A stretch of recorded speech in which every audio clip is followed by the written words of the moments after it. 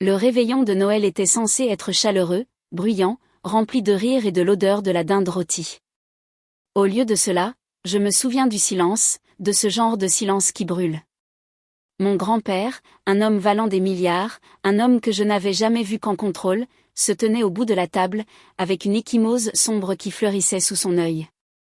Chaque invité était figé.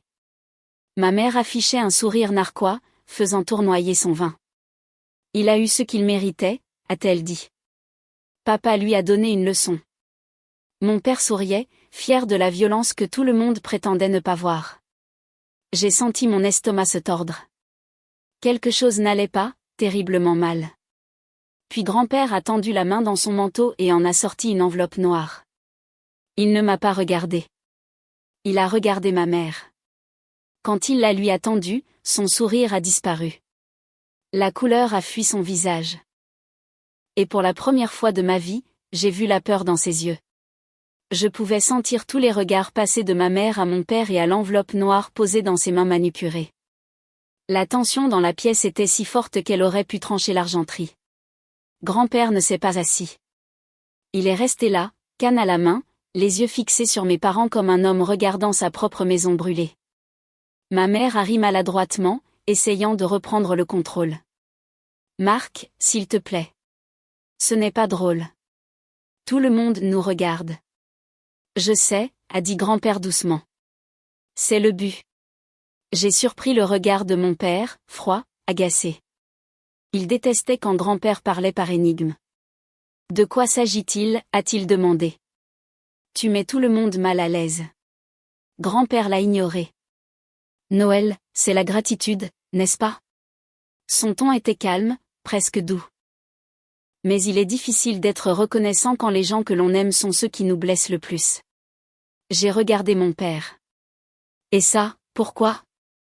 Les invités se sont agités sur leur siège. Le sourire de ma mère s'est brisé. J'ai de nouveau regardé l'ecchymose, sombre et enflée, juste sous son œil. Ce n'était pas dû à l'âge ou à la maladresse. C'était dû à un coup de poing. Ma gorge s'est serrée. Grand-père, ai-je murmuré. Qui t'a fait ça? Il a tourné son regard vers mon père, et la pièce a semblé retenir son souffle. Demandez-lui, a dit grand-père. Ma mère s'est levée de sa chaise.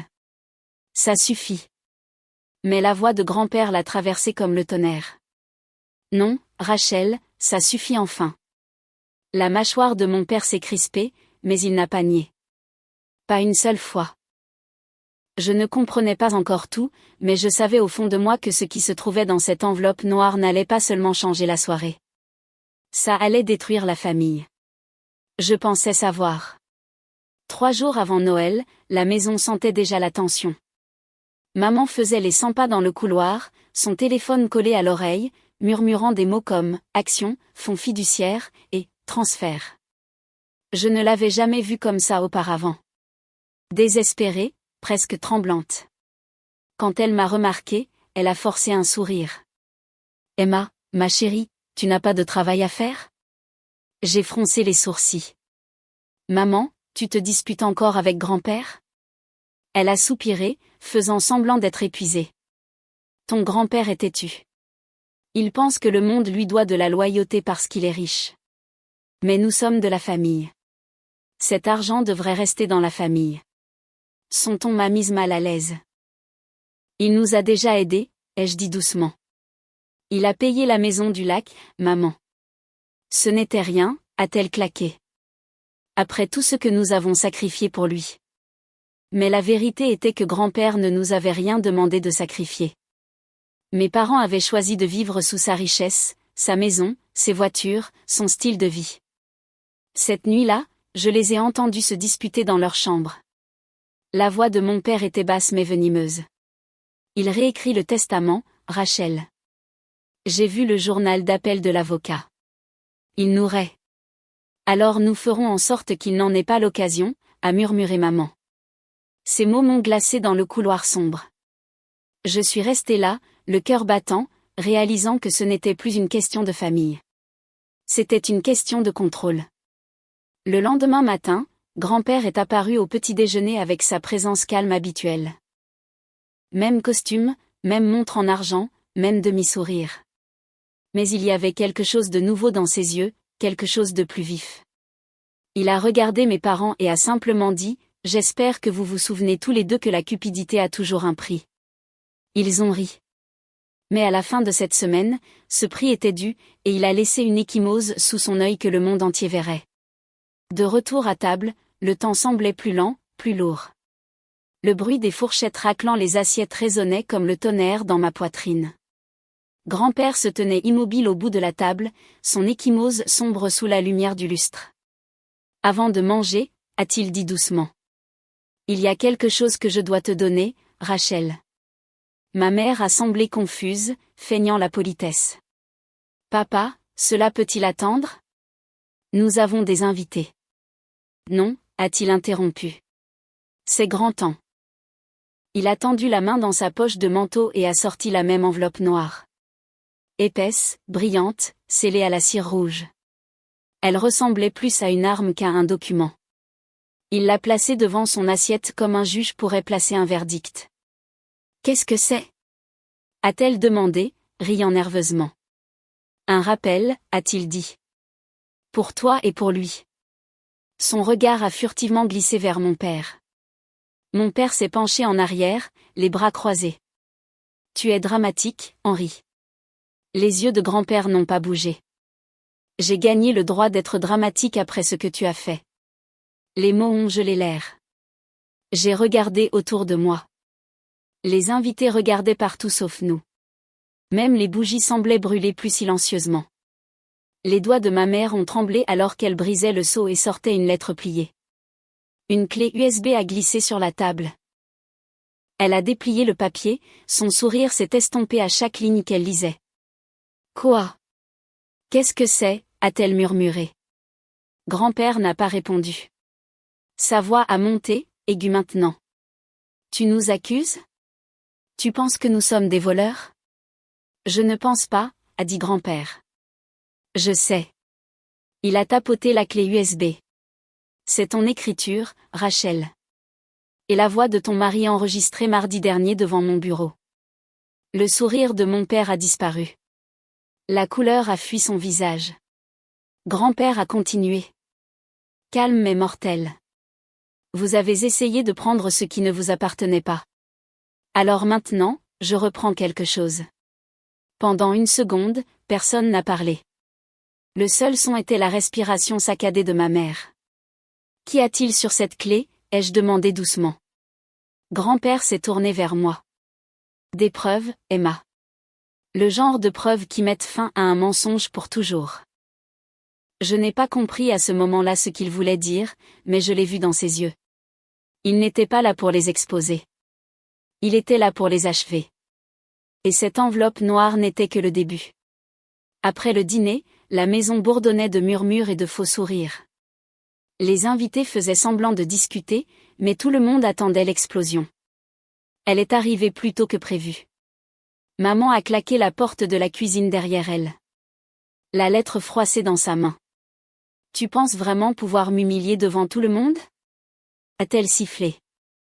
Grand-père se tenait près du comptoir, appuyé sur sa canne, calme comme une tempête avant qu'elle n'éclate. « Je ne t'ai pas humilié, » a-t-il dit.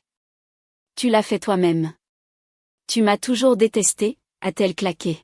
« Tu m'as fait mendier des miettes pendant que tu vivais comme un roi. »« Je t'ai tout donné, Rachel, » a-t-il répondu. « Une maison, un avenir, des opportunités que tu as gâchées à courir après le luxe au lieu de l'amour. » Sa voix s'est brisée. « Tu ne sais pas ce que c'est de vivre sous ton ombre. » Les yeux de grand-père se sont endurcis. « Non, Rachel. Tu ne sais pas ce que c'est d'élever une fille qui regarderait son mari frapper son père. » Les mots l'ont frappé plus fort que n'importe quelle gifle n'aurait pu le faire. J'ai figé dans l'embrasure de la porte, le cœur battant. « Maman, c'est vrai ? » Elle n'a pas répondu. Sa main a tremblé alors qu'elle posait le verre sur le comptoir. « Il nous a provoqués. »« Il a arrêté de mentir, » a dit grand-père doucement. « L'ecchymose n'était pas un accident. Vous étiez tous les deux là. Marc m'a frappé quand j'ai refusé de céder mes entreprises. Tu es resté là et tu l'as laissé faire. J'ai eu la nausée. Papa a fait ça. Il a dit que j'avais besoin d'apprendre le respect, a poursuivi grand-père. Il a dit que tu étais d'accord. La voix de ma mère s'est brisée. Il était en colère. Tu le poussais. Je protégeais le travail de ma vie, a crié grand-père pour la première fois, perdant son sang-froid. Vous vouliez le vider complètement. Le silence qui a suivi a semblé infini. J'entendais le tic-tac lointain de l'horloge grand-père. Les respirations superficielles de 3 personnes qui ne se reconnaissaient plus. Maman a finalement murmuré, tu exagères. Personne ne te croira. Les lèvres de grand-père se sont recourbées en quelque chose entre la pitié et l'avertissement. Je n'ai pas besoin d'eux.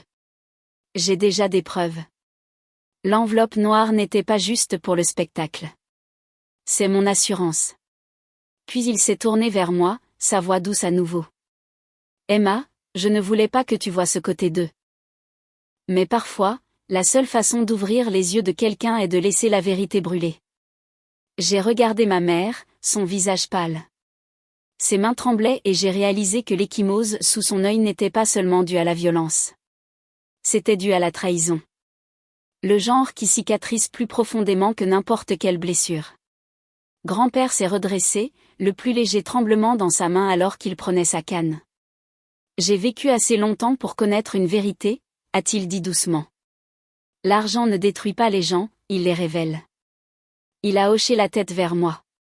Emma, viens ici. Je me suis approchée, mon cœur battant si fort que je pouvais à peine respirer. Ses yeux, toujours meurtris et fatigués, se sont adoucis en rencontrant les miens. Tu mérites de savoir ce que j'ai fait. Ma mère a croisé les bras, sa voix dégoulinante de mépris. Quoi maintenant? Une autre leçon? Grand-père n'a même pas jeté un coup d'œil dans sa direction. Cette enveloppe noire n'était pas seulement la preuve de vos crimes. Elle contenait mon Nouveau Testament. Les mots ont frappé comme le tonnerre. Maman a cligné des yeux, confuse. Tu quoi? J'ai tout cédé, a-t-il poursuivi. Le domaine, les entreprises, chaque action que j'ai construite à partir de rien. Elle a ri amèrement. À qui? Ne me dis pas que tu laisses ça à la charité. Grand-père a souri faiblement. Non. À Emma. La pièce est devenue silencieuse. La fourchette de mon père a teinté sur son assiette. Quoi? La voix de ma mère s'est brisée. Tu ne peux pas. C'est une enfant. J'ai 26 ans, ai-je dit doucement. La voix de grand-père est devenue plus ferme. Assez âgée pour comprendre l'intégrité. Assez jeune pour reconstruire ce que vous avez détruit. Le sang-froid de maman s'est brisé. Tu fais ça pour me punir. Non, a dit grand-père. Je le fais pour la protéger de toi. Mon père s'est levé, le visage rouge, les veines saillantes le long de son cou. C'est ridicule. Tu ne peux pas tout réécrire du jour au lendemain. Nous allons contester. Vous pouvez essayer, a dit grand-père calmement. Mais chaque document est notarié et déposé. J'ai même inclus les enregistrements de cette nuit-là. Vos menaces, Marc. Le tribunal entendra chaque mot. La mâchoire de mon père s'est serrée. Tu penses que ça fera de toi un héros? Tu es un vieil homme aigri. Le regard de grand-père s'est durci. Je suis un homme qui a finalement appris que l'amour sans limite engendre des monstres. Les larmes de maman sont venues vite, furieuses. Tu me prends tout. Non, a-t-il dit. Tu as tout pris à toi-même. Les mots ont résonné dans la salle à manger. Même l'air semblait différent. Chargé. Lourd. Final. J'ai regardé grand-père, la gorge serrée. Pourquoi moi, ai-je murmuré. Pourquoi me faire confiance avec tout ça? Il a souri doucement. Parce que quand tu as vu l'ecchymose, tu as été la seule à demander ce qui s'était passé, pas ce que ça valait. Quelque chose à l'intérieur de moi s'est brisé. Pour la première fois, j'ai compris ce qu'il faisait. Pas seulement réécrire un testament, mais réécrire l'avenir. Maman s'est détournée, murmurant sous son souffle. Ce n'est pas fini. La réponse de grand-père était calme, presque douce. Ça l'est déjà. Il s'est appuyé sur sa canne, ses yeux brillants. J'ai construit cet empire pour protéger ma famille. Maintenant, je le donne à la seule personne qui se souvient encore de ce que ce mot signifie. Et à ce moment-là, j'ai réalisé que je n'avais pas hérité de son argent. J'avais hérité de sa guerre. Le silence après l'annonce de grand-père ne semblait pas réel. C'était le genre de silence qui vibre dans vos os, épais, électrique, attendant que quelque chose se brise. Puis mon père a ri. Un son bas et amer. C'est une blague, n'est-ce pas? Tu es sénile, Henri. Personne ne prendra ça au sérieux. Grand-père n'a pas scié. Tu m'as frappé, Marc. Tu m'as volé. Tu as falsifié ma signature. Croyez-moi, la loi le prendra au sérieux. La chaise de ma mère a grincé sur le sol alors qu'elle se levait.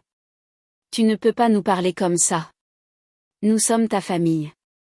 La voix de grand-père était aussi tranchante que du verre. La famille ne vole pas.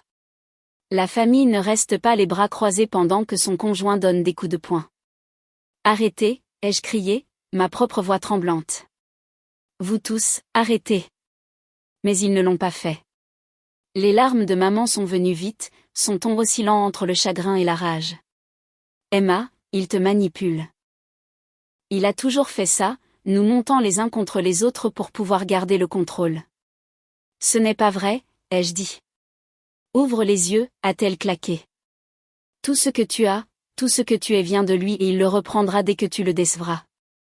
J'ai secoué la tête. C'est toi qui l'as déçu. Elle s'est figée. Pendant une seconde, j'ai cru qu'elle allait me gifler. Au lieu de cela, elle s'est tournée vers grand-père. Tu as fait ça exprès, a-t-elle dit froidement. Tu voulais qu'elle me déteste. La voix de grand-père s'est adoucie. Non, Rachel, tu l'as fait toi-même. Papa a claqué ses mains sur la table. Assez de ces bêtises morales. Tu ne penses pas clairement, Henri. Tu es confus depuis des années. Grand-père a rencontré son regard, calme et stable. La seule chose qui me déroute, c'est pourquoi je vous ai laissé entrer dans ma famille en premier lieu. Cela a suffi. Mon père s'est jeté en avant, sa chaise basculant. Vieux. Avant même d'y penser, j'ai bougé. Mon corps était entre eux avant même que je ne m'en rende compte. N'ose pas, ai-je sifflé. Il s'est figé, les yeux écarquillés, peut-être sous le choc. Peut-être parce que sa fille se dressait enfin sur son chemin, sortez, ai-je dit doucement. Pardon. Vous m'avez entendu, vous deux. Partez. La voix de ma mère s'est brisée. Emma, s'il te plaît, ne fais pas ça. Nous sommes de la famille. La famille, ai-je dit, la gorge serrée. Tu es resté là pendant que papa le frappait. Tu as essayé de le voler. Tu m'as menti. Ce n'est pas ça la famille. La mâchoire de papa s'est serrée, la fureur bouillonnant sous sa peau. Tu vas le regretter, Emma. Tu n'as aucune idée de la façon dont ce monde fonctionne. J'ai rencontré son regard de front. Peut-être pas, mais je sais comment fonctionne la décence, et vous avez perdu la vôtre il y a longtemps. La main de grand-père a trouvé la mienne, sa prise ferme malgré le tremblement. Emma, a-t-il dit doucement. Laisse-les partir. Il n'y a plus rien ici qui vaille la peine d'être sauvé. Maman sanglotait, son mascara coulant sur son visage. Tu vas le regretter, papa. Tu mourras seul et elle te quittera comme tout le monde. Grand-père n'a même pas élevé la voix. Je préférerais mourir seul que de vivre entouré de voleurs. Mon père est parti le premier, marmonnant des jurons sous son souffle. Ma mère s'est attardée pour un dernier regard tremblant sur moi. Il t'a monté contre nous, a-t-elle murmuré. J'ai avalé la douleur dans ma gorge. Non, maman. Tu l'as fait au moment où tu as choisi l'argent plutôt que l'amour. La porte s'est claquée derrière eux. L'écho a flotté dans l'air comme une réplique. Pendant longtemps, personne n'a bougé. Puis grand-père a expiré, les épaules affaissées. Tu as fait ce que je ne pouvais pas faire, a-t-il dit. J'ai essuyé mes yeux. Quoi donc? Mettre fin. Il paraissait plus vieux que jamais, mais aussi en quelque sorte plus léger. C'est étrange, a-t-il murmuré. Je pensais que les perdre me tuerait. Il s'avère que cela m'a juste libéré. J'ai serré sa main. Tu ne perds pas tout, grand-père. Il a souri faiblement. Non, je garde enfin ce qui compte. Et tandis que je me tenais à ses côtés, l'empire qui semblait autrefois bâti sur la fierté et le silence a commencé à ressembler à quelque chose de nouveau, quelque chose gagné par le feu et la vérité. La maison était différente après leur départ. Trop silencieuse, trop propre, comme si l'air lui-même retenait son souffle. Grand-père s'est enfoncé dans son fauteuil en cuir préféré près de la cheminée, l'épuisement lisible sur son visage. L'ecchymose sous son œil avait pris une teinte jaunâtre maladive. Je me suis assise sur le tapis en face de lui, les genoux repliés, l'enveloppe noire entre nous. Pendant un moment, aucun de nous n'a parlé. Le crépitement du feu a rempli le silence. Puis il a dit doucement. « Tu te demandes ce qu'il y a sur cette clé USB ?» J'ai hoché la tête. Il s'est penché en avant, sa voix basse et régulière. Des images de surveillance de la semaine dernière. J'ai installé des caméras cachées dans le bureau après que ton père a exigé l'accès à mes comptes. Il a tendu la main dans sa poche et m'a donné une petite clé USB, la même que celle de la table du dîner. Je ne voulais pas que tu la voies, a-t-il murmuré. Mais tu mérites de connaître la vérité. J'ai hésité avant de la brancher sur l'ordinateur portable posé sur la table basse. L'écran s'est allumé. Au début, tout ce que je voyais, c'était les étagères du bureau, le globe antique, la lueur de la lampe. Puis la porte a éclaté. La voix de mon père a rempli les haut-parleurs. Signe, Henri. La voix de grand-père était calme. J'ai dit, non, Marc. Tu es pathétique. Mon père a grogné.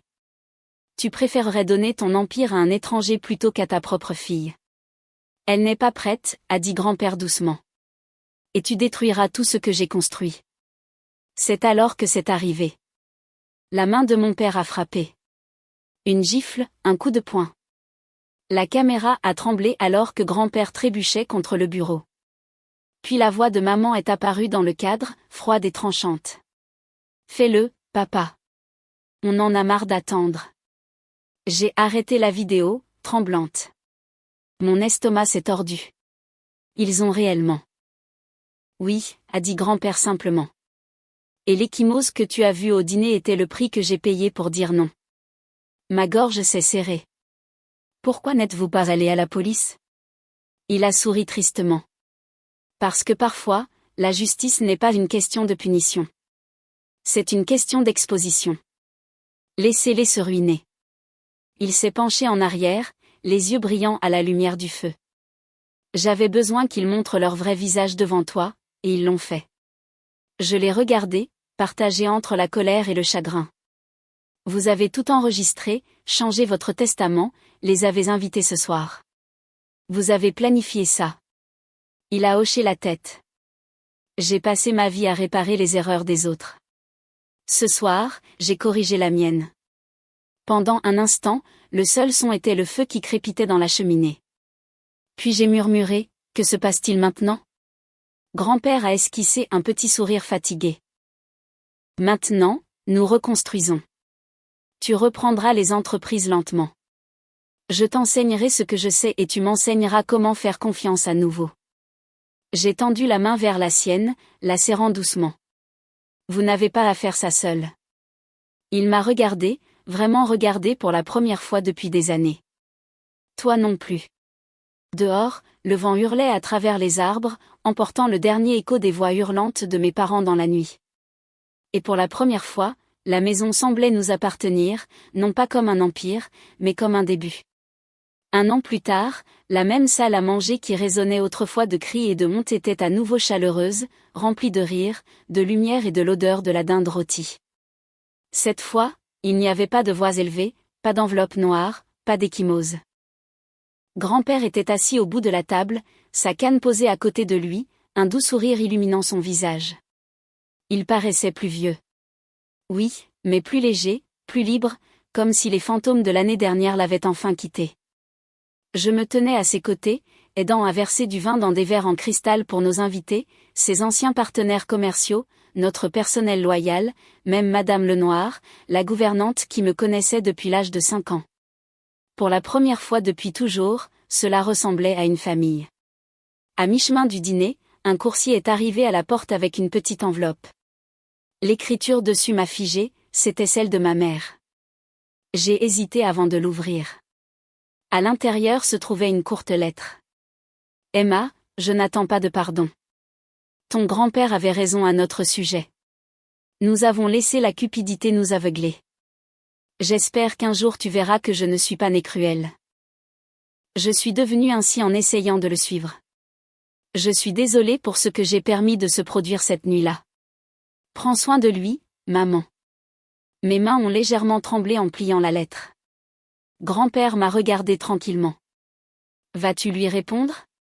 A-t-il demandé. Peut-être un jour, ai-je dit. Quand je saurai qu'elle a changé. Il a hoché la tête. Le pardon n'est pas une dette. C'est un cadeau. Donne-le quand ton cœur est prêt, par avant. Les mots se sont logés profondément en moi, chauds, stables, vrais. Plus tard dans la nuit, après le départ des invités, grand-père et moi nous sommes assis ensemble près de la cheminée. Il a regardé les flammes, la lumière vacillant sur son visage buriné. Tu as bien fait, Emma, a-t-il dit doucement. Les entreprises grandissent à nouveau. Tu as gardé notre nom propre. J'ai juste suivi ce que vous m'avez appris, ai-je dit. Il a souri. Non, tu n'as pas fait ça. Tu as fait mieux. Tu as dirigé avec empathie, pas avec peur. C'est quelque chose que je n'ai jamais réussi à faire. Dehors, la neige a commencé à tomber, douce, lente, purifiante. Je l'ai regardé, cet homme qui avait été à la fois le fondement et la tempête de ma vie, et j'ai dit, vous aviez raison, grand-père. L'argent ne révèle pas qui nous sommes. Il le magnifie. J'espère juste que je suis devenu quelqu'un qui mérite d'être magnifié. Il a ri doucement, les yeux brillants. Tu le es déjà. Et tandis que nous étions assis là, le feu crépitant, la neige dérivant au-delà des fenêtres, j'ai réalisé quelque chose de simple et de profond. Le véritable héritage n'était pas son empire. C'était sa leçon. Que le sang peut vous rendre apparenté, mais la loyauté vous rend une famille.